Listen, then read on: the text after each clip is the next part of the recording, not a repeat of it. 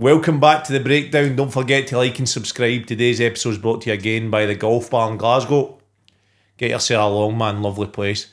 Monday, Tuesday, Wednesday, half price pizza. No, 2 for 1 pizza. Half price sim, 2 for 1 pizza, £16 for unlimited wings and fries. There's a man, remembered it. Just as well I'm on it. Unlimited wings and fries, Monday, Tuesday, Wednesday. Great place. Go and check it out. So, mate, I just want to start in the chat a wee bit with this today. What a song, man. Hey, What a song, man. here's the back It's of amazing, me. isn't it? It's amazing, man. Some results for Dave and the boys. Oh, by the way, that's going to be one of the best songs going to be. It's iconic, guy. I mean, I've been lucky enough to be actually know as many times as Did you what grow up a they've Hibs done fan? recent. Yeah, I grew up a Hibs fan, aye. Oh, So, brilliant. first memory is Skull Cup 91 with the Kenny Peebles boss to then obviously that day in May 2016, albeit I wasn't in the pitch, I was obviously in the stand in the squad, but I'd played in a few of the games prior, to then have the kids there with their Hibs scarves and obviously getting the Leaf Walk. The Sunday for me personally was... I didn't realise you were at Hibs then. Aye. Oh, were you? Aye, so obviously in the stadium, a bit hammed and obviously, but the when you think about the hairs on the back of your neck standing up, the bus for me personally, just because obviously you know what it's like as a player, if you're not involved on the day and you've not got a strip on, it's not quite the same as it. Yeah. The celebrations, but the night afterwards and the occasion was unbelievable. But to go right up Leaf Walk on the bus with the parade, the images, just being on the bus with the people, starting inside the city, going all the way down to Leaf Walk and back up Leaf, it was pretty special. Mate, I've got a video on my phone. I was on holiday at the time, and we were watching it. Me and my two boys watched the game. We were in Dubai, and we were jumping about mental when that goal goes in. I'm sure I've got a Snapchat. I sent it to you. How much you hate Rangers? Oh, it was brilliant. We don't expect. I know, expect it was pretty, and obviously Dave's a friend of mine, and delighted to well, obviously speaking about the derby, delighted to see him get that result, because he's some result for them, innit? Amazing, especially how obviously well the Gambles have been doing. And to be honest, if I was a betting man, I would have bet a draw. I didn't see Hearts going there and getting beat, and I didn't see Hibs just the way they've been in some of the big games this year. It's probably the wee bit of flack that Dave's had, maybe coming up short in some of the big games. Obviously had lost the previous Edinburgh derby, sore one to take, obviously last minute winner for the Jambos, but I think the biggest thing for me, obviously watching it on my phone on my way to Ibrox to obviously do the game, was the biggest thing, how aggressive they were. Which I would, it's not that Hibs are no aggressive, but I would say, especially the boys in the middle of the pitch, when you think of Jamie McGrath, who I think's had a brilliant season so far. Played with him. Real top player. I've always thought Jamie McGrath's a real good player. I think he's obviously, as it's been noted, struggled with his injuries, but having the physicality of Kieran Bowie, I thought Kieran Bowie, watching him live just a couple of weeks ago at Ibrox on the Monday night game, the energy he has, the power he's got, probably doing a lot of work in the opposite half rather than the half that he wanted to be in. But Saturday against the Jambos, Nightmare. Is that you getting excited just because Hearts got beat? Just got a drink here. But I thought they were, to a man, I thought they were excellent. But it just shows you, even though Hearts at one stage 3-0 and probably should have been 4, if not 5 at times, just shows the personality Hearts have got. So fair play. I know they've lost the game. They're still top of the league. Aye. They still created chances. They did have their tails up, obviously pushing for that equaliser late on in the game. And you just wonder if they did get that equaliser, they probably might have went on and got another. But fair play to the Hibs, grinded it out. And as you know better than anyone, whether you win 1-0 a derby or you get lucky to win 3 or 4, it's getting the 3 I points. didn't enjoy that last 5 minutes, mate. Did you think they were coming? Believe it. I thought they were going to get hammered 4. Obviously they score, and then they get the second, Devlin. You're like, no, they're going to go in and get a result here. But I thought Hibs done a lot of what Hearts have been good at. The way they defended the box, Hanley, the way they sort of were horrible to play against. Sort of defending well, getting up against them, no letting Hearts play. I mean, I don't see Hearts again. We spoke about it last week. They don't have the creation in midfield for me. They rely far too heavy on Crestes. Was that how you speak it? Kizaridis, aye. Crestes, who's that? Kizaridis. They rely far too heavily on him. Braga, for me, is a brilliant player, but I don't think you can solely rely on Braga just to work hard and be industrious. Shanklin's got a bit of creativity, but Kizaridis for me, he's a right good player, but they rely too heavily on him for me. No, I didn't disagree. I think Ben Ingeby was a big one coming back. Obviously, we obviously misquoted that, didn't we, last week, that he's obviously been... I didn't realise he was injured. I thought he was suspended, but he's probably the one that's got that composure and that wee bit of class in the middle of the pitch. Obviously, a great foil to have. Do you think so, though? Do you think he's got the... I think he's a bit safe with the ball, to be fair. I think safe and probably the Hearts team having that wee bit of composure when it does end up a wee bit basketball. Because I think Hearts have to play basketball because I think they have to get it to your Kizaridis, your Braga, your Shanklin. I think they have to get, or they do try and get it to the front three quickly. So I think you then need... You cannot just play off second balls and always try and attack, can you? You have to play off second balls sometime and show that wee bit of composure, play that extra pass like you've touched on before, then maybe play that pass, an extra pass, then it might go to a Stuart Finlay, it might go to Halkett, it might then go forward early again. I think the game of basketball really suits, as we've touched on, Cammy Devlin. I thought Hibs were really cute and clever. How many fouls he got against him. Yeah. Jamie McGrath had a pop at him, Kieran Bowie had a pop at him, Mulligan had a pop at him, so it was like Josh Campbell comes on and gets in around him. Delighted for Josh Campbell. He takes a lot of flack at times off the high Bs, but I don't know him too personally. But delighted to see he got his goal. Obviously coming on as a sub in a derby is never easy, especially against the league leaders when things can obviously go the wrong way. I always think it's hard when you come on as a sub sometimes when the team's doing well. Aye. And then it's like you come on and then you lose a wee bit of momentum. You don't want to be the one to fuck this up. You didn't want to be the one that potentially loses the momentum. So unlike that spot, no defending the cross, wasn't it? Like, they've been brilliant in both boxes, haven't they? I know, and then Steinvinder for me struggled a bit, didn't he? Right back, didn't he stop the cross? Dale spoke about it after the game. McInnes said about no doing the basics right, which they've done. The basics for me are stopping crosses and then defending your box. I think Cammy Devlin was far too close to his defenders and let McGrath finish. And then McGrath goes like wing back, far too easy with the cross. Great header, but for Campbell taking nothing away. But brilliant header, wasn't it? Great header, mate. And a wee special mention to Megwa. By the way, how good was he? Thought he was terrific. A player that's been in the team, been out on loan, probably felt... Where's he been in loan? Don't know him personally. He's been at Airdrie. He's been about, to be fair to him. He's obviously played for the 19s and the cup games that Hibs have had this year. Is not an older player, but obviously one of the older players in that group. Yeah. And obviously that young Hibs team had a couple of good performances, but they also had a couple of sore ones when you think he getting turned over at Spartans. Yeah. And he had played, and I don't think he'd shown up as well as what you'd expect some of the ones. So obviously shows that he's got a wee bit of personality to probably hang in there, because sometimes a young player, as you know, you get opportunities, you start to make a wee bit of name for yourself, you go out on loan, you do particularly well, you come back, you don't quite get a sniff, or you've maybe had a couple sniffs. But I thought he was excellent. I thought he defended really well, really tenacious. He's not big either. Yeah. You can tell he was there for his 1v1 defending, couldn't you? He moves his feet really well and powerful. But listen, a brilliant result for Hibs, and then you've obviously played the music, which is by the way, it now puts Hibs in with a sniff. They're not that far behind, you know what I mean, in striking distance. I'm not saying for any stretch of imagination that they can go on and you're going to finish above Hearts, you say?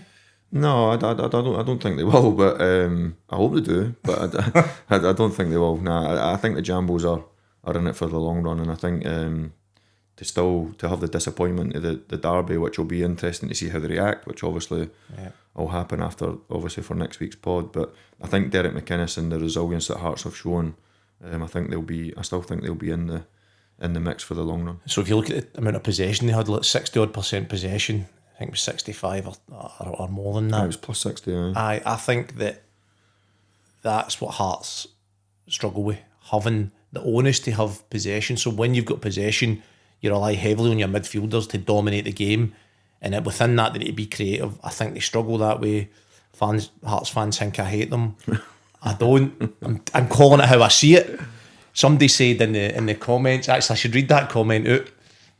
Somebody said Devlin's been a mix of Pirlo and Gattuso. I totally agree with what you're saying.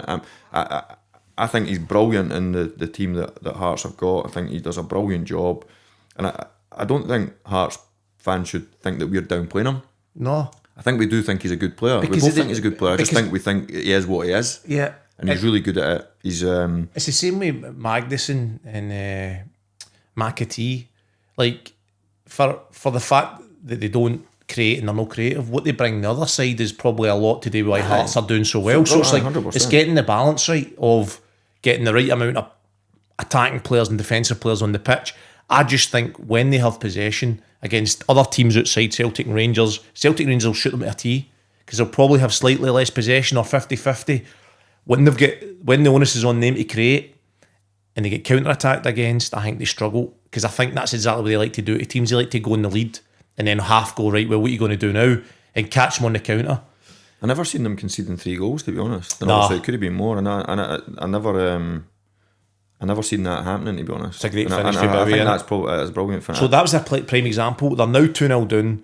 They're favourites in the game for the start. They're playing against Hibs, so they're also a bit stressed. They come out the second half, they change the shape a wee bit.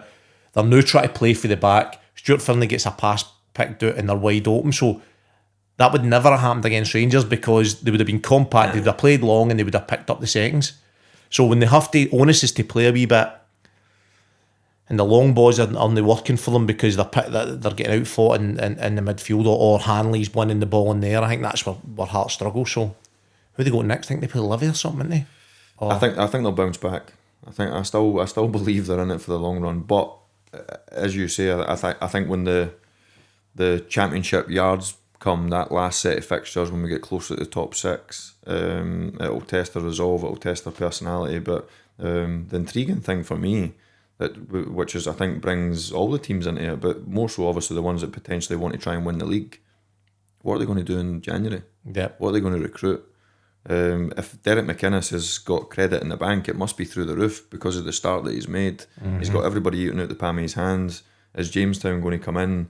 The plan that they put in place, I think it's been mentioned, like a kind of 5-year plan or whatever. Tony Bloom's already come out and said they can win the league, or they hope that they can win the league. This might be their best chance to ever win it. What do they need? Well, we speak about that creative midfielder, don't we? In the middle of the pitch, we touched on Beningame. I'm not so sure he's a creator when it comes to like assists and travelling the ball. I think he's just a really good all-round football player. I think he does a good job, as you say, sits in the middle of the pitch. Cammy Devlin probably complements him really well. He probably complements him. I think someone with that creative nous to play in alongside the 3 of them. But then a Derek McInnes team, as you mentioned, some of the boys, the way they're set up, somebody that's got the legs and the combativeness and to put out fires and win second balls and back it up and can he be a foil for the front 3?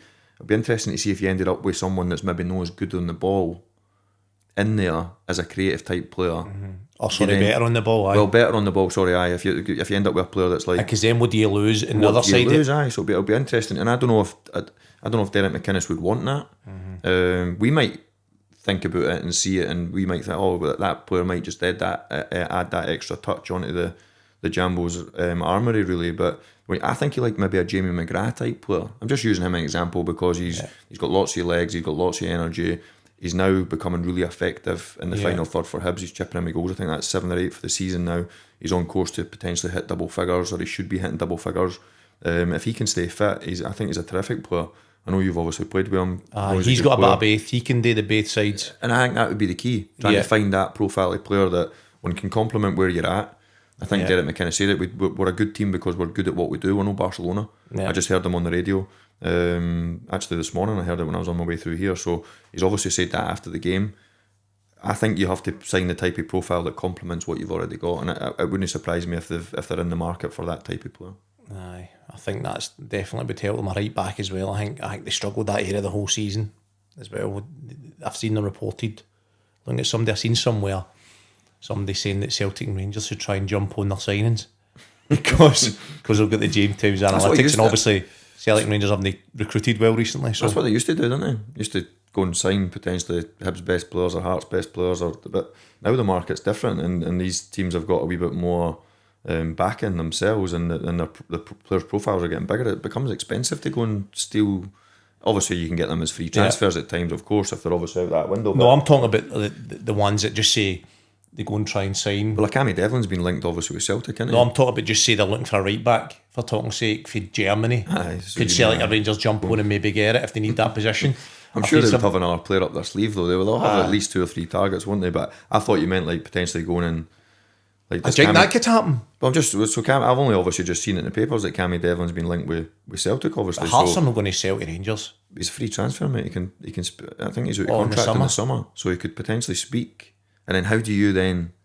Listen, I'm not questioning his professionalism. I 100% expect him to give the same desire and drive that he gives, because it's the type of player he is. I'm positive that's what he'll do. I expect it off any player, but it still becomes a wee bit of a scenario, I suppose, when one of your key players could be getting linked with one of your rivals. So it'll be interesting to see. Listen, the Jambos obviously will understand that they've got good players. They're going to get linked with different teams, whether it be Celtic or Rangers or whether it be teams down south. He's obviously Australian international.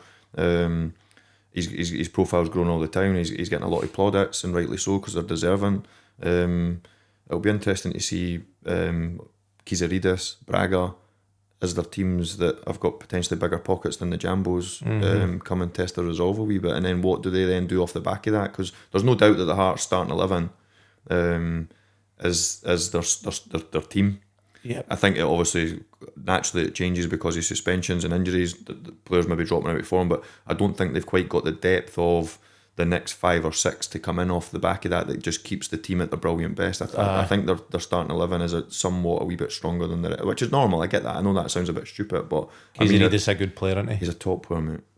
Top player, brilliant delivery. Everything comes through him. I mean, even the goal, the first goal, the most important one to get them back in, it's obviously Kizaridis to Shankland. It's a great header as well, isn't it? Aye.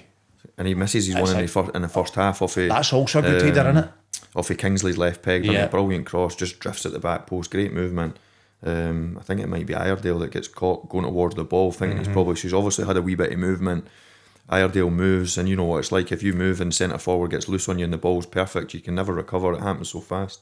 But you just expect the net to bustle, don't you? So if you'd a choice, you're Scotland manager the now, first game of the World Cup, and you've got Bowie and Shankland in the squad, who do you play? That's it.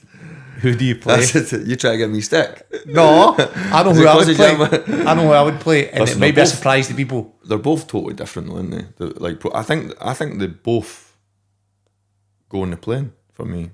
Both, because I think the type of games that Scotland are going to have, which is great for us to speak about a tactical kind of avenue into like what it'll look like for the Scots, is a Bowie gives you that physicality, that running energy, that get you up the pitch. He's a real powerhouse, real hustle and bustle, and he's got scope. He's only going to get better. Lawrence is a brilliant player, but he's obviously at the different end of Bowie. Bowie's maybe got the scope to potentially catch Lawrence. I don't think Bowie will ever be the goal scorer that Lawrence Shankland is. Shankland's in my team. And then Shankland then gives you he can score out of nothing if the team's suffering, and then all of us. And I don't think Scotland will suffer as much as what people think they will. I think they've got real good players, and I think with the 3 games that are going to be in place for them, I think like Lawrence Shankland, I'm not so sure he'll start in a Steve Clarke team. He won't. But I'm talking about if you were the Scotland, I would I would play Shankland all day long. But Adams is going to play into this. Adams is probably going to play it. But hopefully the two of them get on. Hopefully, and then you think like a Mulligan's obviously having a brilliant season. He got a chance. He can play in a variety of different positions. Good player, isn't he? He's a good player, mate. He's a good player. Powerful. And he's been a great snip for where would you play him though? Like a 6 or an 8 or a holder? And obviously Steve Clarke, when he potentially goes to 3 at the back at times, he can play as a wing back. You know what I mean? So it's he can play as a 6. He can probably play, when you think of John McGinn, a Scott McTominay, like having the legs.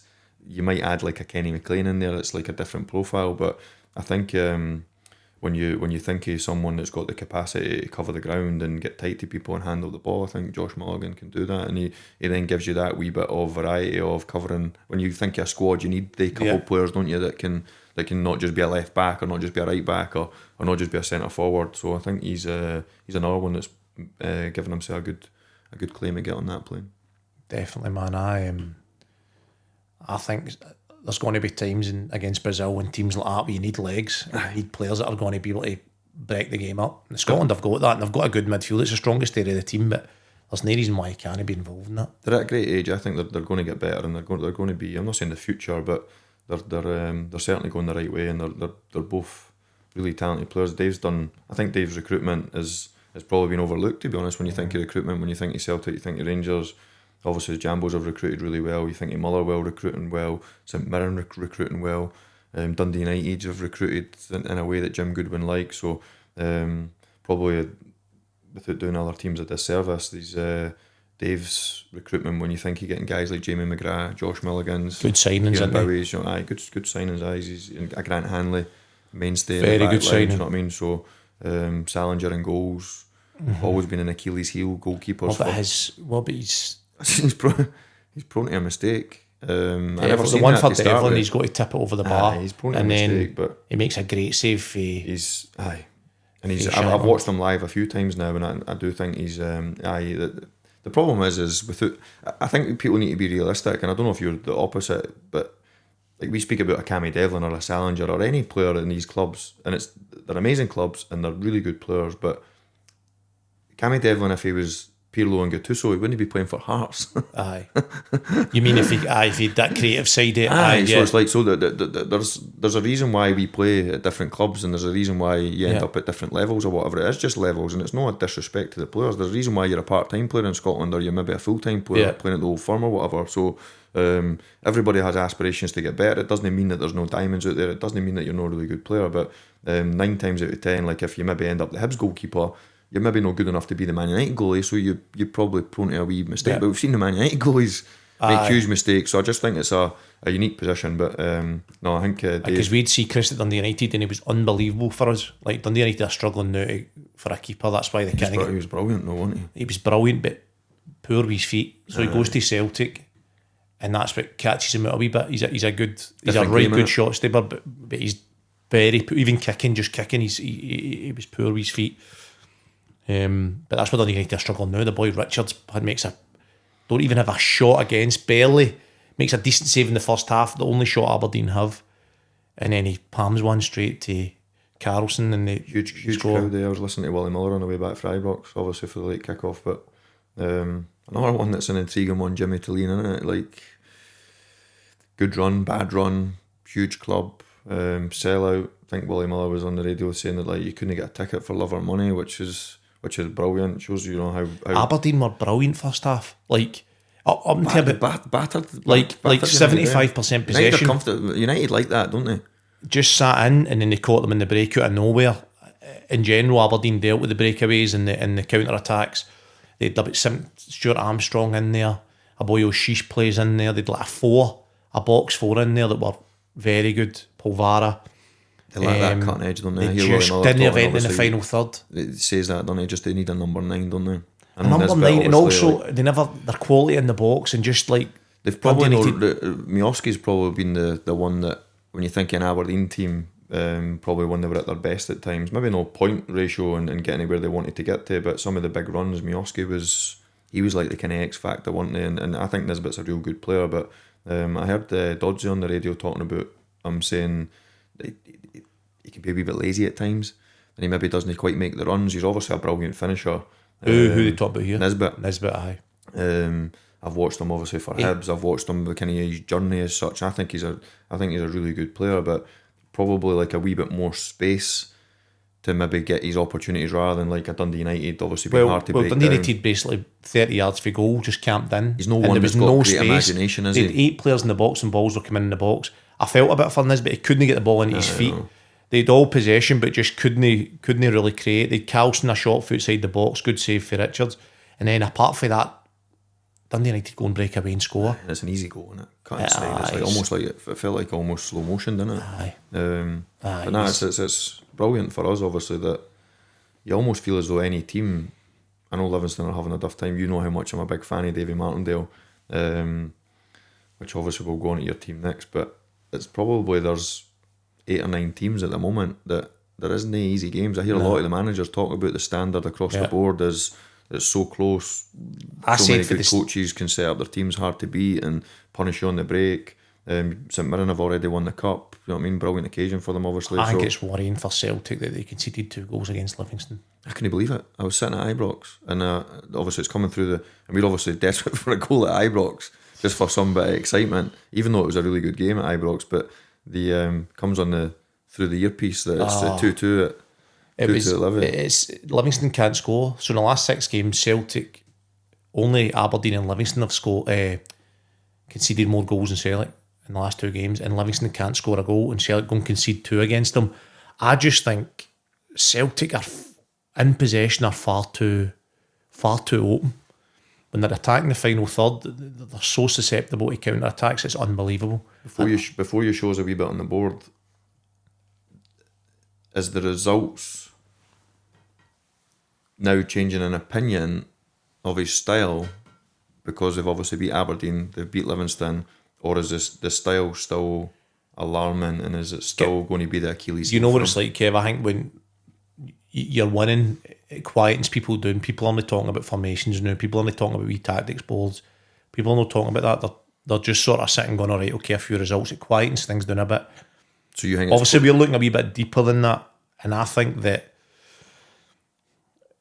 not so much the formation, it's where the players are when they're attacking. So at the back, it's far too wide open. Now, we're going to have a wee look at it here. So looking at that picture there, that's the three centre-backs. You see Ralston, right centre-back, Truesdale, centre-back, and KT wide and left. That's a back three. Then you've got Cal McGregor, CM there in the middle of the pitch, and that's Engels, your other sort of defensive midfielder on the right-hand side there. So that's your defensive sort of unit, three, and then midfield. For me, that's far too wide open. If we go to the tactics board now and look at that, for me, there's the exact line up there. So there's Ralston, there's Trusty, there's Kieran Tierney, there's McGregor, and there's Engels. So in this position here, I think the goal might come for this, or definitely a promised attack comes to it, which is fine, because I can understand the overload you're looking for down the left-hand side, seemed to be what Celtic were doing. But for me, it's far too open, because if you lose the ball here, it's so easy to break, and that's what we're seeing. We've seen St Mirren doing it. You see Boz down the side, breaking right through the middle of your team. I think, for me, it should look, Engels has got to come narrower and give you that, and Ralston's got to come into the middle. And that's got to be at least your defensive cover, the centre of the pitch. Then you can guard against counter-attacks. I think there's a balance in football where, of course you want to go and score, of course you want to go and attack, but you also you've got to be ready for the counter. If you lose it there, they just break right through you, as we saw Livingston go and score. Celtic are so vulnerable in possession. I fear when they go and play Rangers, the Rangers are going to be sat in. They've been able to get clean sheets. I don't know how they've done it, but they sit in a shape. I'd imagine even Motherwell going to have more possession than Rangers at Ibrox. And they're going to break on Celtic. And I don't think they're guarding against the counter-attack. I don't think Engels is a number 6. I don't think he senses danger. I think it's an area in the transfer market Celtic need to look at. A number 6, a Wanyama, a Scott Brown, a Neil Lennon, somebody that's willing to hold an anchor beside Cal McGregor. Because the only players for me that are sensing danger are Trusty, McGregor, Kieran Tierney, and I suppose Ralston to a certain extent. But Kieran Tierney can't sense danger from up here. Trusty's here, so even if Trusty plays a pass and Tierney gives it away there, Trusty is and you've got Engels over there. Trusty's out the game. There's a run there. There's runs. Just becomes a leg race every time he's on the ball. We saw the St Mirren goals. I've saw too much evidence now that Celtic are going to concede a lot of goals. I know it's easy. The last 6 games, league games, have conceded. Only Livingston, as I said, and Aberdeen have conceded more than them. I just think that it's not sustainable, Tom. I would hate to play in a team. I used to set myself out, go into a match and think, let's get a clean sheet here. Let's start nice and steady, keep it solid, and I would grow in confidence the longer we went no conceding. I just feel that I'd be far too stressed within this, thinking we're trying to outscore the opposition. If they score 3, we'll score 4. If they score 4, we'll score 5. I just think that's not sustainable. What do you think about Callum McGregor dropping into where Trusty's dropping into? It almost seems an easy fix for me. Exactly, Thomas. So this is another way in which you could do it. So personally, this is what I would do. You'd maybe call this a bit safe. But I would have my 3 centre-backs here, and I would have my 2 6s here, and I would have my width coming from my wing back. That's how I would have it set out. So you could have Callum McGregor, or you could have Kieran Tierney drop more, or if you push Kieran Tierney on, Callum McGregor could be that one, aye. That's and you still get your solid at the centre of the pitch. And then on the flip of that, for everybody that's watching, Engels then become that player on the right hand side of the pitch. It then gives you Ralston and Trusty. Listen, I'm not telling the manager how to play. Obviously, I've always been intrigued that there's no doubt that anyone that knows football would rather Callum McGregor passing the ball forward than Trusty 100%. or Ralston. And then I think Callum would even probably agree with our impression that he would rather Trusty and Ralston defending in a leg race back to his goal rather than himself. It doesn't mean that he cannot do it. Of course he can, because he's a top player. But it's when you're going through that, I'm quite intrigued to think that if I was one of the guys in front of the ball, whether it be Kieran Tierney in the wing back area, or whether it be Maeda, or whether it be Hatate or Engels, or whoever's trying to receive the ball in the Celtic team, whichever the lineup is, surely Callum McGregor's got the nous and the quality to play that forward pass better than anyone. Yeah. And then I always think, like, Callum McGregor as a profile player is always a guy that's played behind the ball. Yeah. So a natural guy that plays behind the ball normally either drops in between centre halves, normally drops off at the side of them. Fullbacks normally push a wee bit high. Isn't he that actually complicated? And I actually feel as though we've watched Liam Scales do the trusty role where he's stepping in and driving into the left wing area and getting caught out of position and being too far away from his goal. I know Liam's found himself at the team, but that's what they're asking Kieran Tierney to do now. So he's bombing on there, and you've got that shape. Engels comes in. They're trying to overload the left hand side of the pitch, which I get. And when they get success off it, and when they do play some of the passes they play, they look great. But it still gives them the Achilles heel of when the ball turns over, they're so vulnerable. Vulnerable. To run back to their own goal. And just for people watching that maybe no played and don't maybe understand why you've still got numbers there and why you're vulnerable, it's because you're not covering the centre of the pitch where the goal is. So people can break through the centre of your team, go back to the St Mirren game, go back to other games. It's dangerous. If you get Engels who senses danger, I think McGregor doesn't break out there because he doesn't trust Engels to cover the centre of the pitch. I know what you mean. So he thinks, I'll need to cover it all the time. Trusty pushes on. Engels has got to come in as a six and sit there at times. And also be behind the ball, ready to recycle it. The clip that you put up as well, a Ralston and probably our perfect, and it's just our humble opinion. The clip that you put up, I don't know if Paul can put it back up, but when you've got Ralston pictured in the right back area, if he's central, he then gives you that thing that we talk 100%. About, the 2v1. So he's got the athleticism and the legs. He's also given himself a starting position maybe 5 yards behind everybody to then get back and recover, whereas when he's still almost in the right back area, it doesn't give you any defensive cover for any balls down the side or over the top. I think there's a few ways you can do it as well. So Engels is out here in the picture, Ralston is here, and Trusty's here on the ball, and that's your picture there. So there's other ways you can do it. If Engels goes and pushes on to go and get involved, Ralston can then go in there. But then you need somebody here, so Trusty should still be here. And then that allows you Callum McGregor to drop into that false fullback. Callum to go and do that. But I think the whole problem is there's not enough people covering the centre of the pitch. Do you think it looks different if Carter Vickers plays? That's not doing Trusty or Ralston a disservice, but obviously he's a brilliant player, isn't he? And he has got the recovery speed. He has, but I'll be honest with you, mate, I think when you're that exposed, it doesn't matter who you could have Rio Ferdinand, you could have anybody you want in there.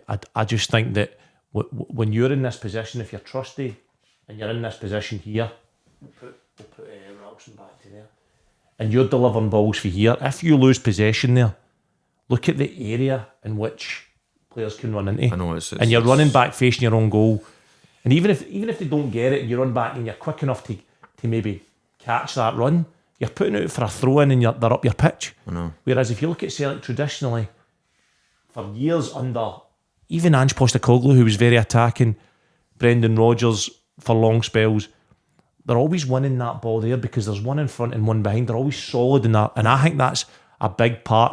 I don't know this for certain, but I'd imagine that would have been John Kennedy's. I know he was big on sort of going through analysis with players individually as units, and I think that would have been a big part of his role within the club to sort out the defensive side when the team are attacking, rest defence or whatever you want to call it.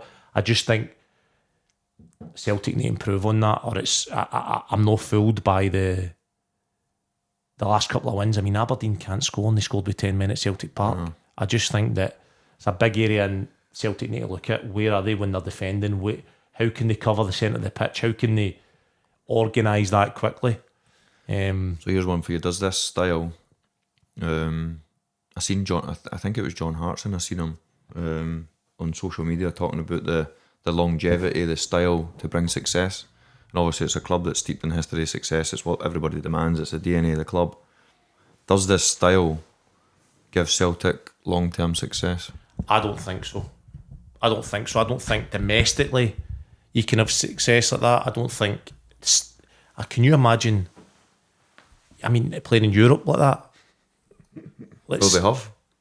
And I know, against Roma. They got I know. obviously a difficult time. But even a team that maybe sat in a shape or allowed you to play a wee bit more, I just couldn't imagine being as kamikaze. I don't think, as I say, I believe football to be attacking and defending's all connected. When you're attacking, you need to be set up behind the ball. Well, the one thing that from what I see, one of the biggest Achilles heels is when I think of a real good Celtic and Rangers team, I always think of, like, even as an opposition player, normally you cannot get out. Yeah. And it's normally because exactly the counter press is so good. They put you into submission.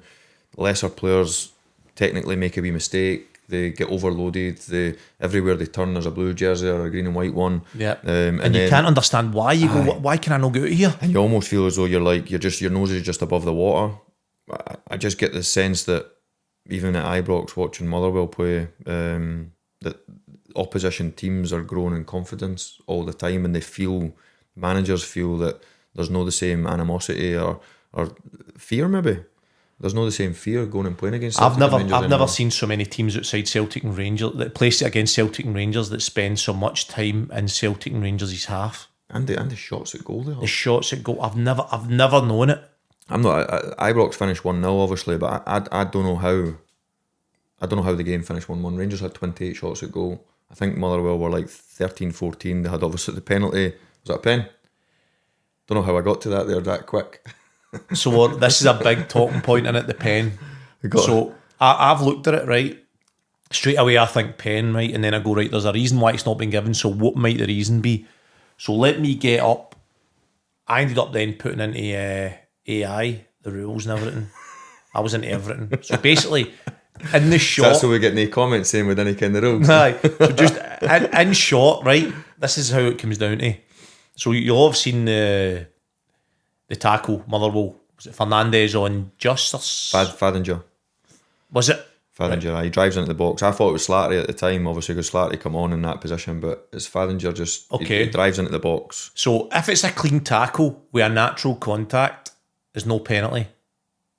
Okay? Say that again? A clean tackle with natural contact, it's no penalty. Right. So he touches the ball, we can confirm that. Whoever's not seen it, look back, he definitely skiffs the ball, right?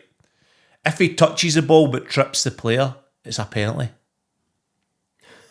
That could be more complicated, could it? So it's basically how you see it. Aye. So what's your opinion? Pen or no pen? I think it's a penalty. Ooh. I think it's a real close one, mate. And I've never sat on the fence ever in my life. But at the time, I thought it was a pen. Live, obviously. And when you're working for the BBC, you didn't get any replays. So you'd be the same as the fans on the ground. Yeah. When it went so quick to VAR, I thought it must be a dive. But then Fadinger obviously stays on the floor. Who, by the way, was excellent in the game. And he's done great to dart in, travelling at speed. And Fernandez is prone to a wee mistake, in my opinion, even though I thought he'd done really well in the game. He's a young player, but it was the reaction of Lyle Cameron, Conor Barron, the players that were kind of in the area. It was almost as if because normally the players that are there and then, don't you? Yeah. Since I've seen it back, I think that Fernandez obviously putting his leg towards the ball and getting that minuscule touch that he gets. I think that Fadinger initiates the contact with, and I've been there myself. And my question would be why, when he's got a free shot, why is he? I don't know. To me, he's almost, which is clever and cute. I've done the same myself. I've done the same on the YouTube video that's got that my kids have reminded me that I've got. I'll need you to watch it. You'll need to watch it. You've probably not watched it. Yeah, a Celtic. I done the same in an Old Firm, and there's actually an Old Firm that I've scored in. The ball, I play a corner. It gets knocked out, it gets knocked to me wide, and I've went to chop past Samaras, and Samaras has come really square at me, and I've obviously hung my leg thinking that there was going to be contact. My leg hits his leg, obviously, and I still think to this day, But obviously, like I was expecting the contact. I was expecting Samaras to obviously flick his leg out. He doesn't really, and my leg's almost hanging just to allow my leg to hit. Actually, my shin hit his shin. Leg was agony. I ended up with like the biggest bruised shin ever, and I kind of felt a wee bit the same when I'm watching Fadinger. He's almost like leaving his leg. There's no doubt about it. He knows what he's doing. Aye. But that doesn't then mean that he's diving or he's doing this or he's thinking. It's just it's the kind of dark arts of the game. And I would be strongly against anyone that says it's cheating. Like if you get a pull of the jersey, there's nothing in the rules to say a big pull or a small pull. Or do you know what I mean? The reason being, Tom, was people wonder why you go down in that scenario is because I've never seen a penalty given for somebody that doesn't go down. Aye, I know. So you have to go down. I know. You have to. It's like it's the minute you stay on your feet, the ref doesn't give it. So you have to go down. I see my lad, without speaking about Jackson, but he's a diving wee bugger, and he's the same. He's obviously faint. He's got nice balance, and he's when he gets like barged into or bumped into in the box, he's like, if you feel contact, you obviously go down, don't you? Aye. It's like a kind of normal thing, but. I think in that scenario it was a real close call, and I know that's sitting on the fence. At the time I thought Stonewall. When I watched it, I thought Stonewall, and then obviously eventually you get a million different angles, and I thought that Fadinger kind of left his leg in there a wee bit, and I do think from Fernandez's perspective is it's clumsy. Yeah. And there's no need to put his leg where he's put his leg, and it's he should be side on, he should be square on. Side on, facing his own goal. He should be able to run alongside him rather than being square on. And then when you flick legs out, you leave yourself. And I think when we read the rules out there, the ref's got a decision to make, and it's subjective. It's what you think. So he's got to make a call on: is it a natural contact, having had the touch, or has he fouled him? And I think the ref it's a subjective decision. You'll say it's not a penalty. I'll say it's a penalty. The ref has to make a decision. There's no chances sort of seeing it's a penalty until I'm not given that. So I can understand why refs, it's difficult, even though there's VAR, they still got to make the decision. Grinded out another result though, didn't they? I can't believe it, mate. Like I don't know. I mean, we're obviously watching things in detail. I really don't know how Rangers are keeping clean sheets. The chances they're having against is aye, they're riding their luck a wee bit. But I mean, why do they have a clean sheet against Motherwell? Jack Butland, basically. Some of the saves he made. Aye, they were terrific, aye.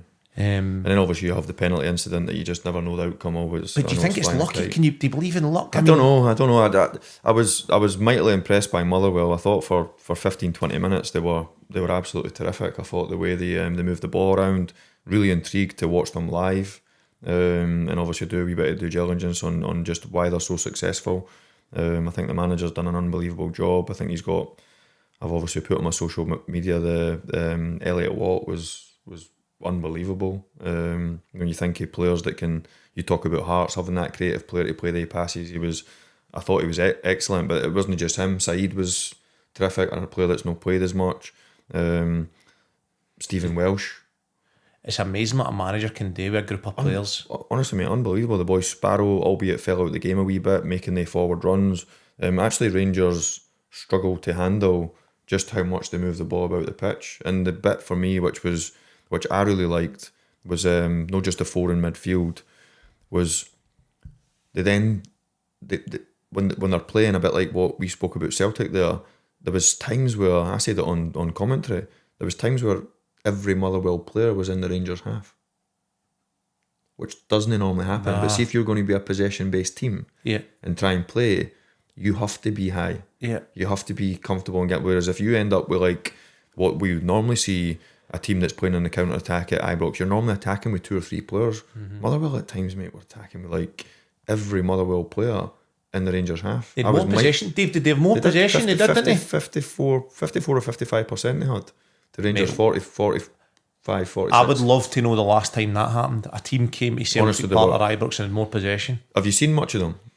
Bits and pieces of them. I saw the 4 in midfield, mate. The box that they create is honestly brilliant.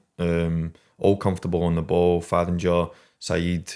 They want to play over the top and all, though, aren't they? They stretch it a wee bit. Both fullbacks are really athletic. Paul McGinn he must be absolutely loving it. I played with Paul up at Dundee as a kind of steady Eddie right back, playing centre back.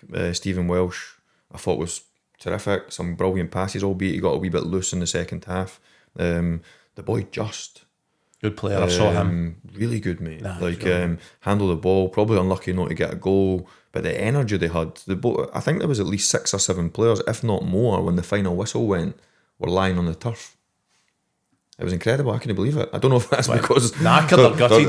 Knackered, mate. Gutted, obviously. I suppose the Motherwell players know to get something out of the game. Probably a wee bit of relief for the Rangers players. Listen, Rangers had unbelievable chances on the break late on. I don't know how they didn't score. They obviously had the one that was disallowed for Raskin at the start of the second half. I never actually seen officially if it was Shermity that was offside. I think he's in the eye line of the goalkeeper. So obviously affecting play. Raskin just is actually Diamande has a swipe at it, misses it, goes into the path of Raskin, side foots it with his left foot in the net, and you think Rangers would then go on and win. Rangers actually, when they got tight, Conor Barron started to get closer to the ball. Raskin started to get closer to the ball. Diamande's one that's becoming a wee bit. That's getting a wee bit of stick off the fans. He's one that is probably like flattering to deceive a wee bit. I think there is a good player in there. I don't know if he's getting utilised to his best. I think he's one that is capable of handling the ball in tight areas. He's obviously young.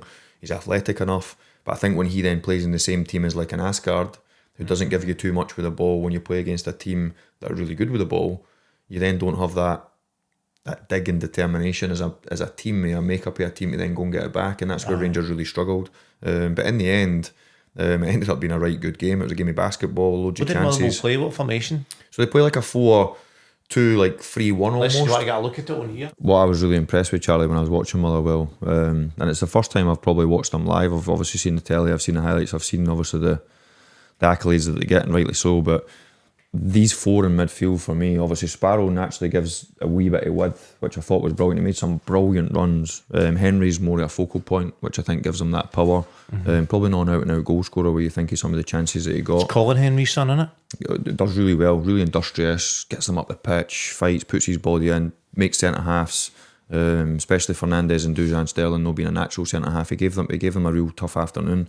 This bit, for me, becomes what Motherwell are all about. They get the width off the fullbacks, and by the way, that expansive. And see when Elliot Watt and Farrinshaw drop, they create the wee triangles where it's like a Paul McGinn in out to fullback. Then you've got Sparrow in the width.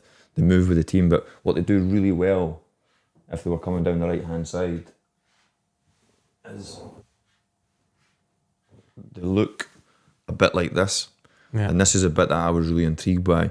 When they do play and Paul McGinn's got the ball and they utilise this 4 in midfield, you've got an Elliot Watt who's capable of playing any type of pass on the pitch, whether it be long, whether it be short, whether it be combinations, is Said in here.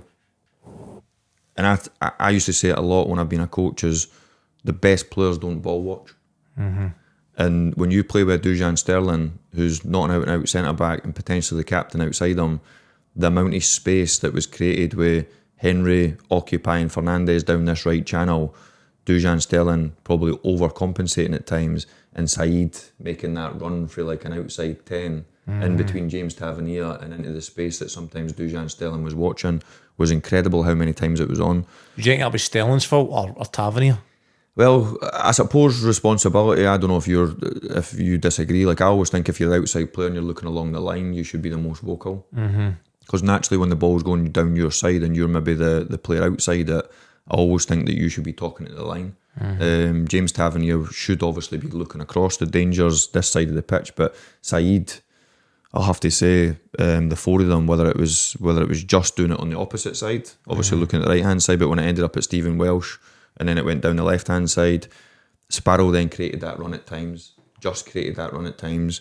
I have to say the box in midfield, how they utilise it, and obviously when you think of that box, which you're obviously big on, when you think of a Diamande, Conor Barron, Nico Raskin, I know everybody hates that I say but I'm still going to say it because I'm me, I'm not bored what anyone says. But a Raskin, a Diamande and Conor Barron, they really struggled to get close to the 4, because the 4 for me ends up becoming a 5 or a 6 the way Motherwell play. They always had their width. The 2 fullbacks are really aggressive, really athletic, can join in the attack, can cross the ball, but then they can get back. The only time Rangers really exposed Motherwell when the ball turned over was when the fullbacks got caught high and a Fadinger ended up having to cover in here, or a Watt ended up having to cover in behind the fullbacks, and obviously they didn't want to get caught in here with a Gassama 1v1, and obviously the goal come through the fullbacks getting caught high up the pitch. But I have to say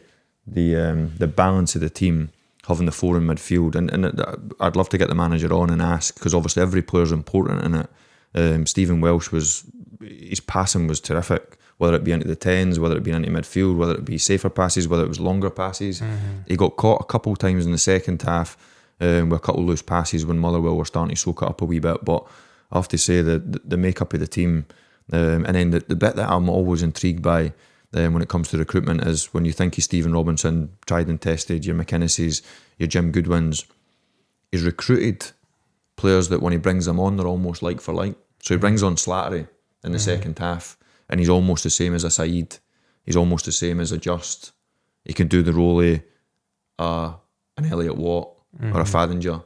Fullbacks come on, Stephen O'Donnell comes on, does the same type of role, albeit different stages of his career. It must be enjoyable for the Motherwell players who majority probably never played in a system that. I'd love to play for them. Aye, I'd love to play for them. They have bundles of energy. They proper pass the ball. But the next bit that I really enjoyed was whether it be a Sparrow running in behind, whether it be a Just running in behind. It wasn't always short. It wasn't always the wee triangles. Yeah. Sometimes they play down the side. Henry would get them up the pitch. He would be willing to run channels. I have to say, I thought they were terrific. But in the end, Rangers, I think, probably justifiably won the game and got over the line. But for 20 minutes, I thought the midfield three, especially for Rangers, when you think you're not having the ball, and I know we're big on that. Asgard doesn't give you too much without it. Gassama doesn't give you too much without it. Shermiti probably, if you ask Paul McGinn and Stephen Welsh, when you think you're playing against an Alfredo Morelos and getting elbowed in the face and running channels and how powerful he is, and even though Shermiti, I think, actually had a decent game, what is Shermiti's strengths? Listen, Dessers used to give you a tough game, didn't he? Pulling and fighting and kicking and running, and obviously goal return, but he actually had some good wee bits when it come to open play and looking after the ball, and he had a couple of nice wee flicks, a couple of nice I think he's got an excellent first touch, but you just watch him and never feel that he's going to score a bundle of goals. I don't know. I can't work out what his outstanding strength he's not is. He's not overly quick, is he? Not powerful. He looks like he's obviously a big lad, but he looks more Peter Crouch big than he is a solid Alfredo Morelos type one. And listen, I'd hate to compare the boys just because you want them to do well, but I have to say I thought Motherwell, it was a brilliant game. Maybe no for the fans in either end, because obviously they want to go over the line. It was end to end. Rangers should have put the nail in the coffin late on with some of the opportunities they had. Finn Curtis had one, Mikey Moore had one. He come on and he looked really good again. I think he was off ill maybe for the majority of the week, so he probably would have played if it wasn't for that. But Asgard, delighted he got his goal, but I do think there's a good player in there, but I'm also sitting on the fence a wee bit with him. How do you think they're getting clean sheets? Because I can't work out. I don't necessarily think. I think there's a bit of luck involved, right? But I don't fully believe in luck. I think Russell Martin never got that luck at the clean sheets, so that's what he's built us. Roll's done a great job in terms of building on a formation, building on a platform of clean sheets. But I can't understand. Every game I watch them, they concede chances. They get away with 1v1s. Fernandes will make a mistake. Jigger will make a mistake. Obviously Sterling's come in the team now. I just feel like they're vulnerable defensively, but yet they keep clean sheets. Butland makes a save. I was intrigued that he played Dujan Sterling at centre back instead of right back. I thought he was, when the game settled down a bit and Rangers got to grips with Motherwell, probably after the 20-minute mark, Dujan Sterling become. What they don't have, Rangers, is they don't have many people that like to run in behind or run without the ball. I think a lot of the boys, when you think of Raskin, Diamande, Asgard, they all want to come towards the ball. You've touched on it in obviously previous pods, and even though Gassama has got the speed, he probably wants to drop into an area where he can get the ball, square people up and then dribble, which to great effect at the weekend at times. There were a few times that he got down the outside and delivered real good balls. Obviously the goal comes through for him cutting inside and having the shot and the goalkeeper spilling, and Asgard obviously being on there to tap it in. even on the goal that was disallowed, it was same. It was industrious work for him on the opposite side. So when Raskin ended up obviously sweeping it in the net, I just think they're a wee bit pragmatic in how they attack Rangers. But touching on the bit defensively, when Dujan Sterling ends up running for right centre back past the captain into the right wing area to cross the ball to get the team up the pitch. Would you play him right? Would you play him right back? I'd play him right back. Who would you play centre back then? Well, I'd play Tav centre back if he wants to have Tav in the team. Tav's played in Europe at centre back. I don't think Tav's got the same energy and the same zip that you naturally lose a wee bit when you get a bit older. I still think he's a leader of the pack. I still think he's a brilliant player. But the James Tavernier that we've seen that's built up the reputation that he's got, the goals that he's scored, the energy that he shows, he's obviously an unbelievable athlete because he's never touched wood for him, he's never injured. I just think you sometimes need to move aside for the younger generation. And I think Dujan Sterling's got that appetite, he's got that drive. I don't think he's the best out and out defender. I think you need to be a more switched on defender to play centre back than you do at full back. And I say that because you make a mistake at centre back, you very rarely have somebody covering you, and they might get a shot at goal. He's not a talker either, he's quiet, and I think at centre back you need to organise, especially when your team are attacking. You need to have that sorted.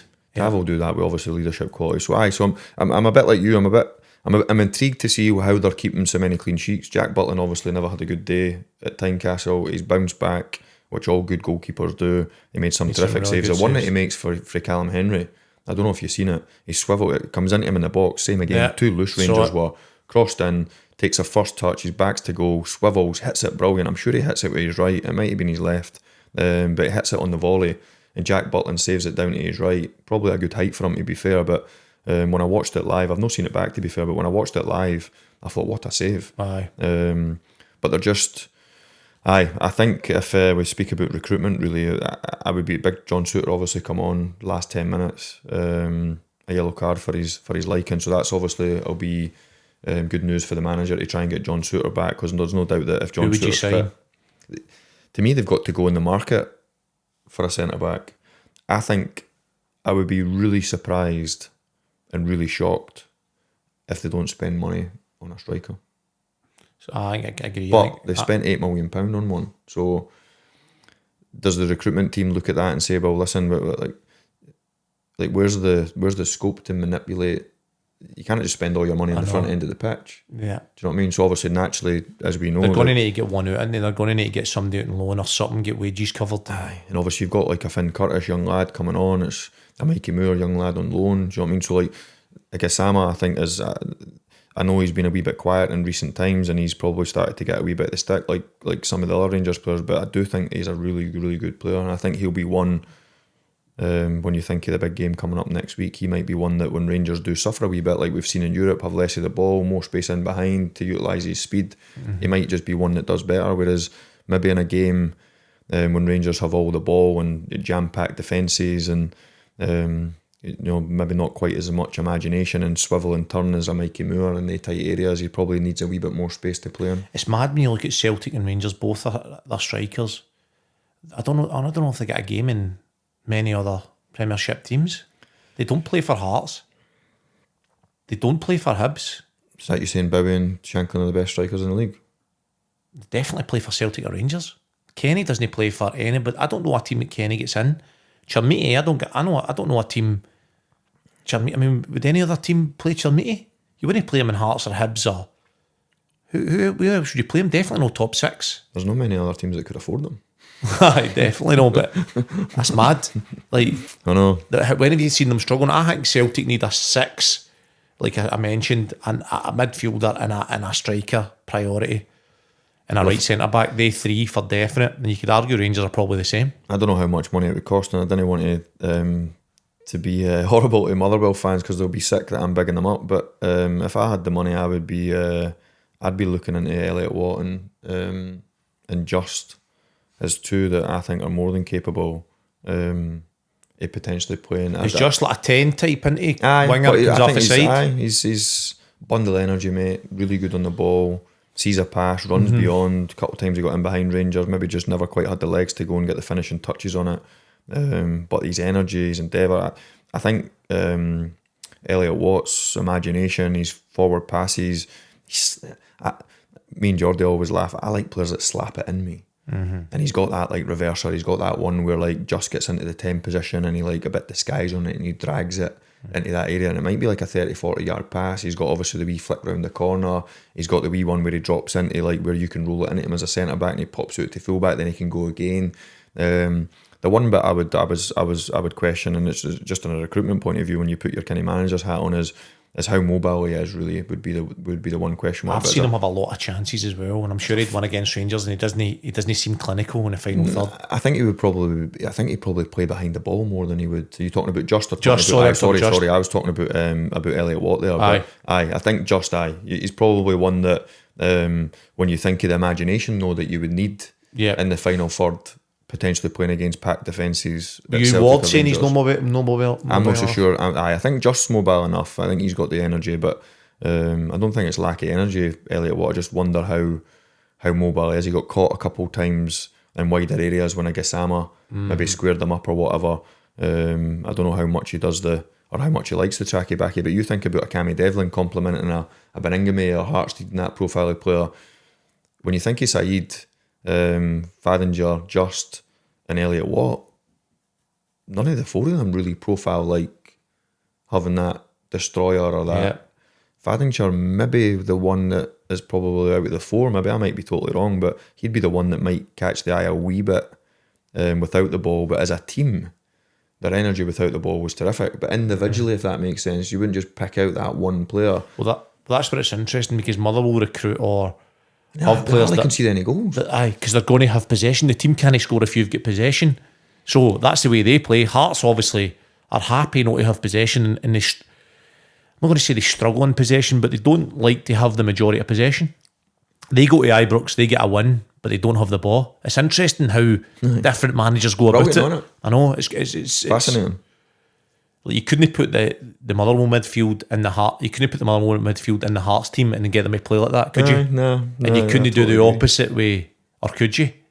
I suppose you could argue. I think the manager has come in with a certain style and he's wanted to play that way, and he's made guys like Stephen O'Donnell, Paul McGinn's, a lot of these guys that have maybe not played that way before playing a style. Whereas I think Derek McInnes is no a one-trick pony in the respect of he's not got an itemised style. So I think he has been really cute and clever at Tynecastle and saying this is the best way we can set up for the personnel that I've got at my disposal to win games of football. Whereas Anonsi's come in and he's went, well, this is the way I want to play, regardless of the players I've got. I just think it depends on what I think Danny Rowe's a wee bit the same. He's not got a specific style where we could talk about like a Russell Martin when he had the inverted fullbacks and Ange Postecoglou. I think a Greg Taylor being a catalyst for that kind of inverted fullbacks. It was obvious for everybody. I don't think Hearts have got an obvious style, whereas I think they've got a good style, obviously, and a really successful one. I think that's testament and a credit to Derek McInnes and his staff, how he sets the team up to win games of football. Good players at his disposal, but I don't think he's asking players to overplay in areas that they're not capable of doing. I think he's getting the best out of the individuals that he's got, and then a Motherwell guy has come in with a total belief on this is the way I want to play, this is what I think will be successful, and he's made a team that traditionally you wouldn't expect a Motherwell team to pass teams off the pitch, but they do. So I'm fascinated with him. I think he's done brilliant, and I know they got beat in the end, and I know Rangers in the end probably deserved to win, but I thought they acquitted themselves really well at Ibrox, and they played some brilliant stuff. I would love to get Askew on here and ask him what he's done, how he's trained, what was he like? Reserved, mate. Was he? Only because it stuck in my mind. I always like to look at the managers, but it just stuck in my mind a wee bit when you asked me last week about the personality of a manager, the energy or whatever. He had his Motherwell coat on, with his trainers. He's obviously a big lad. I'm sure he was a defender, wasn't he, when he played? I might be wrong, so please don't quote me on that. Not got a clue. I'm sure he was a defender when he played. He played with Russell Martin, didn't he, at Norwich? He looks a big lad. Maybe he was a big striker, I don't know. But he was quite calm. When they obviously played some good stuff, he was kind of. They're obviously believing in his message, aren't they? 100%. And it's funny because I was on with Ian McCall at the weekend, and Thomas, who was the commentator for BBC, and even they mentioned Motherwell's warm up, and it was all short, sharp, really fast, intricate passing, really basic in 2 lines, like kind of pop set, play through, longer passes, and obviously they changed the distance of the kind of pass, the set, the wee rotations of the players. And I thought just a slightly different warm up for the kind of tried and tested in the traditional that you normally stand at the side of the pitch and you watch both teams kind of warm up the same, the sports science part into some sort of technical part. Maybe the front players and the midfield players maybe go towards the goal, defensive players maybe work with somebody on a kind of defensive unit or whatever. The passing thing that they done was and the ball was getting zipped. It was a proper tempo, and I'm thinking I might be totally wrong. I need to ask Andy or Paul, maybe one of the guys that we know. I think they must train like that every day. And it must be a joy to play, and it must be a joy to training. And as you say, he's got a total buy-in for all the players. And even as Stephen O'Donnell comes on and he adapts, I'm not being disrespectful to Stephen O'Donnell, he's obviously more than capable. He comes on as a sub, and he doesn't come on as a sub and get a bit tetchy and start to play longer pass. He plays the same way.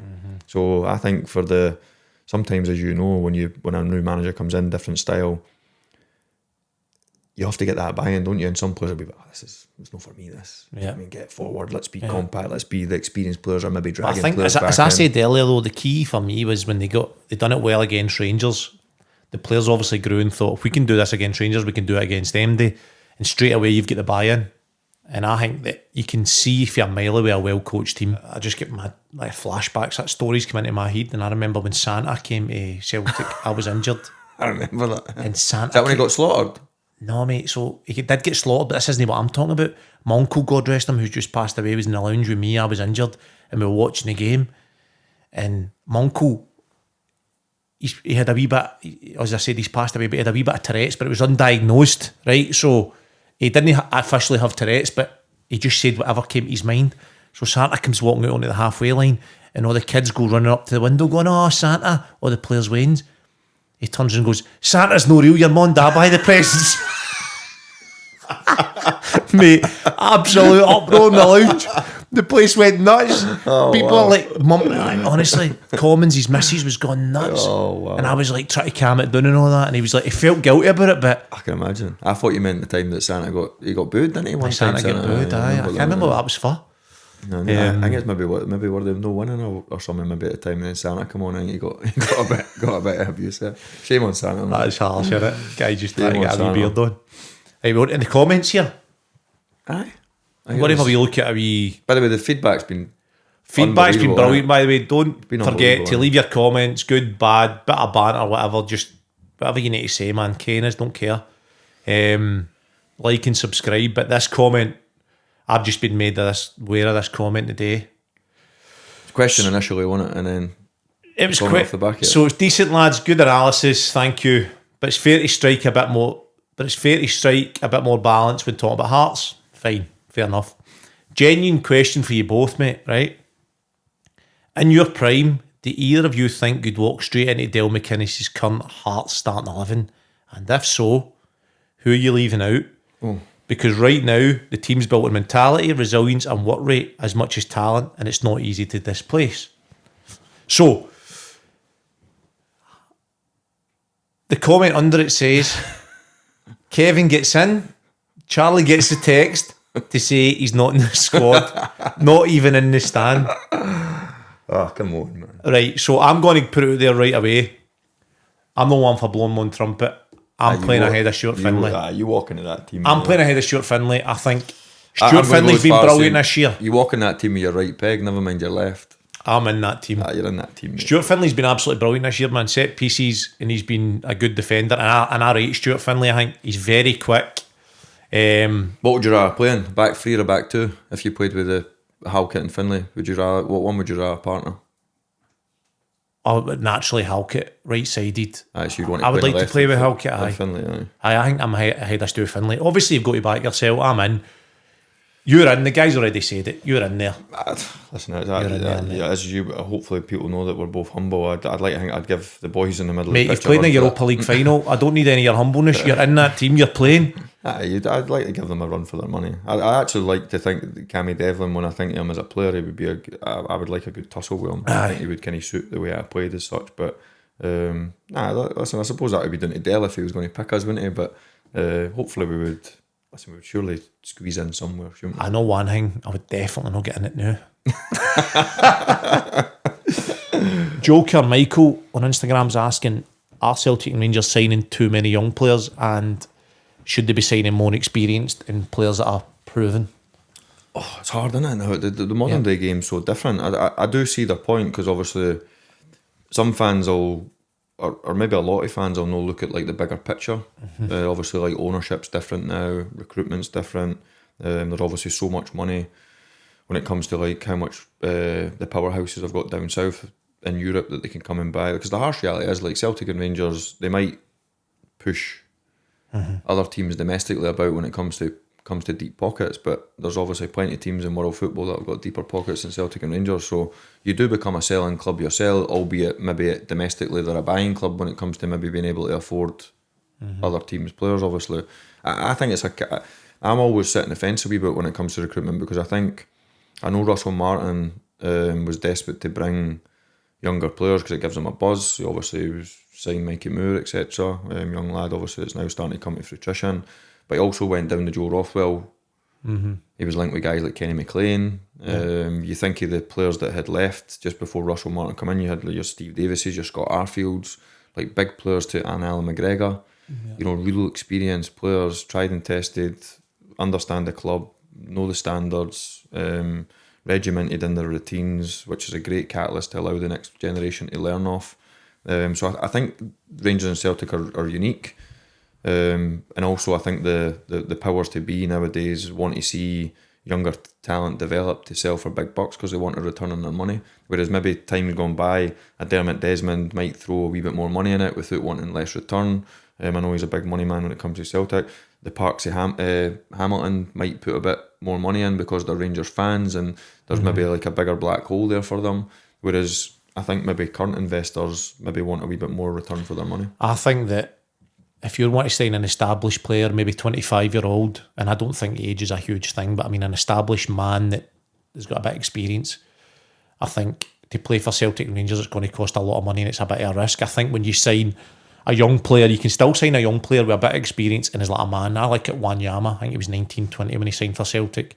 So he's young, but he was a man ready to play and ready to contribute. I think maybe what Joker Michael, I think his name was, maybe referring to, when you look at Magoma for me, although he might be roughly the same age as Wanyama was or whatever, even if he was a wee bit older, he looks a wee boy.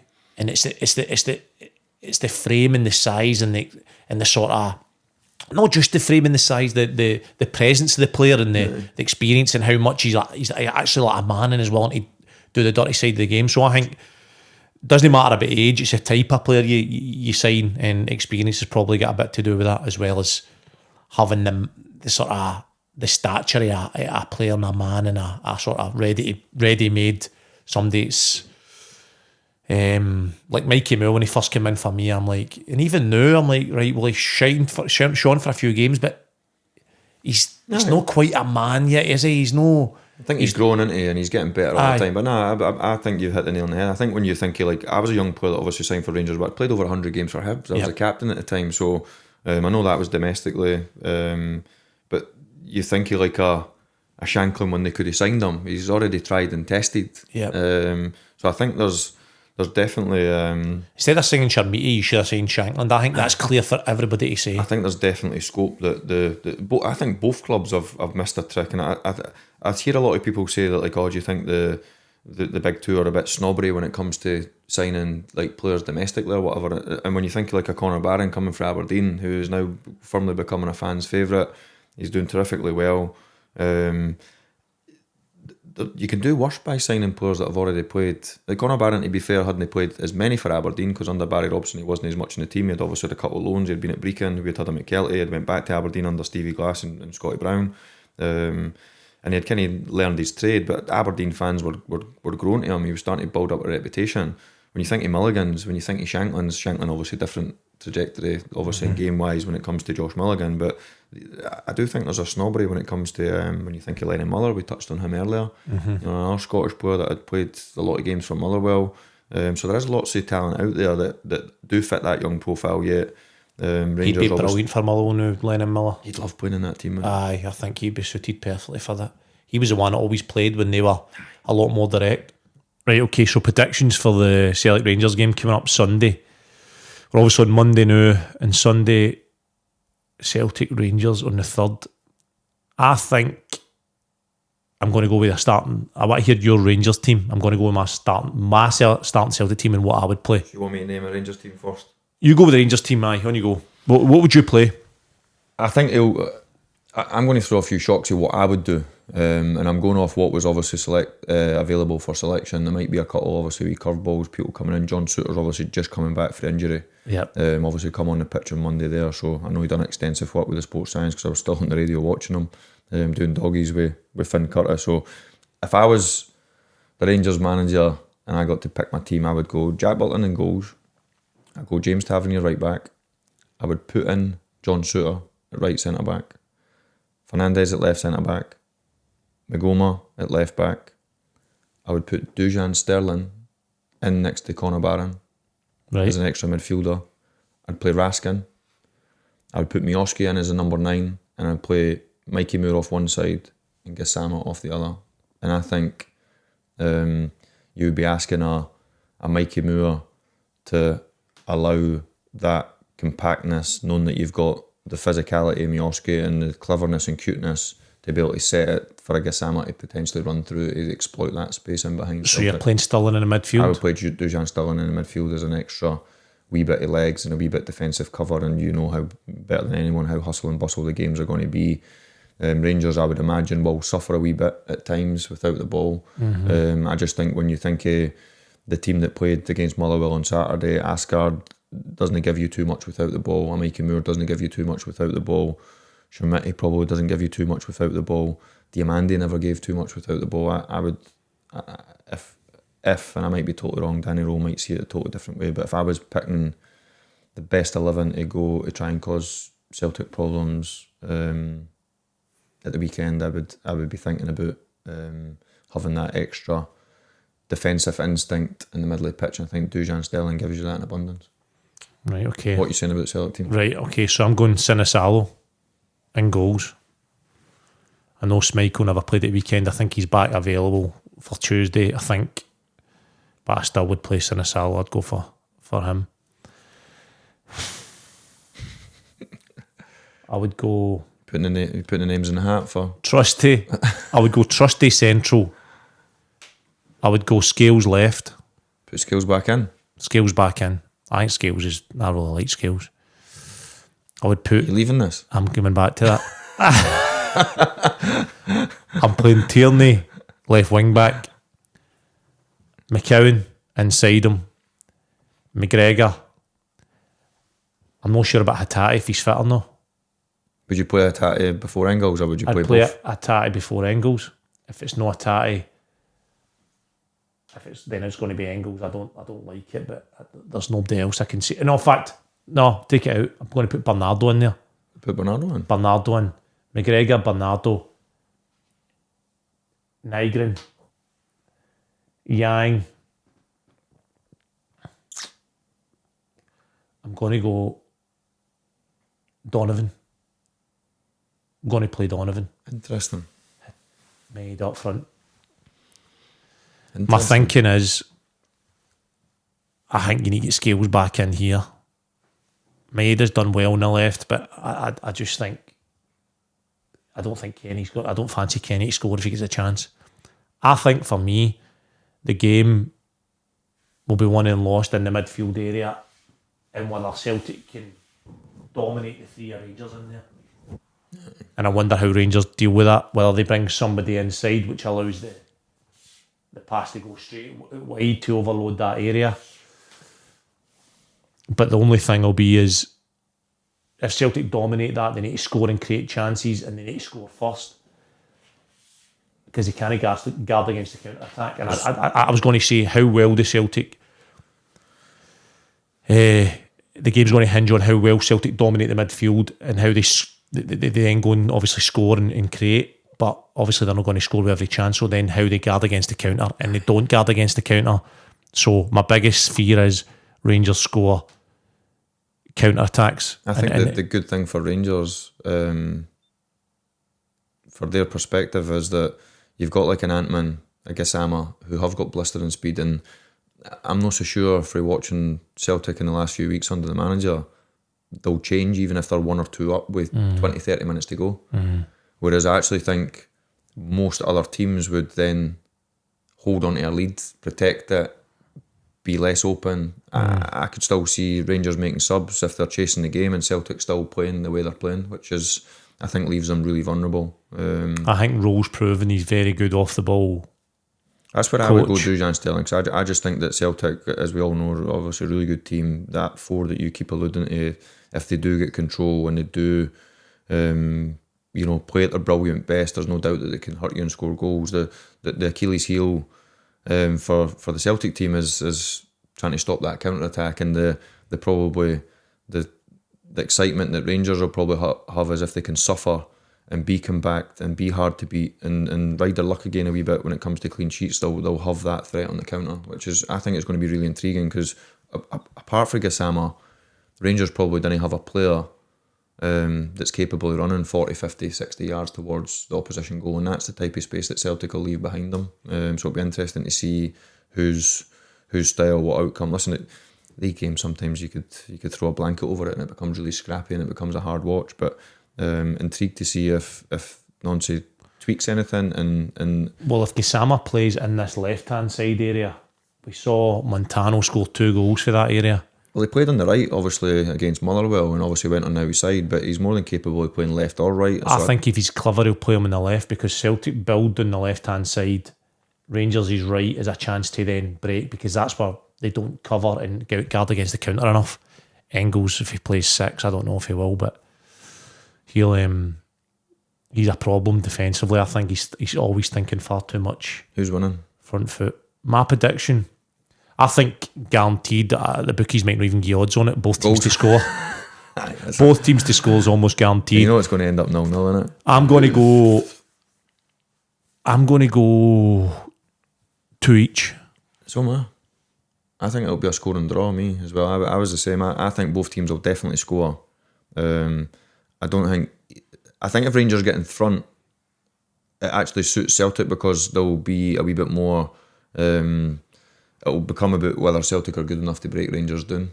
I think Rangers will submit a wee bit on the counter, if that makes sense. Whereas I think Celtic will continue to play for the first minute to the last minute the way they play, and I think that'll play into Rangers' hands on the counter. But I think if Celtic score early, I think Rangers will still play in the counter, if that makes sense. But Celtic will leave themselves open to that. Yep. Whereas I think if Rangers score early, I think it will just come down to whether Celtic have got the nouns to break Rangers down and then leaving themselves culpable to then conceding a second on the counter. But I think it'll be a score. I'm going to go 1-1 then, seeing as you've went 2-2. But I think the same. I think it'll be a scoring draw. Scoring draw, get your money on it. So put 0-0. Cheers for joining us on the breakdown. Don't forget to like and subscribe, and we'll see you next week after the Celtic and Rangers game.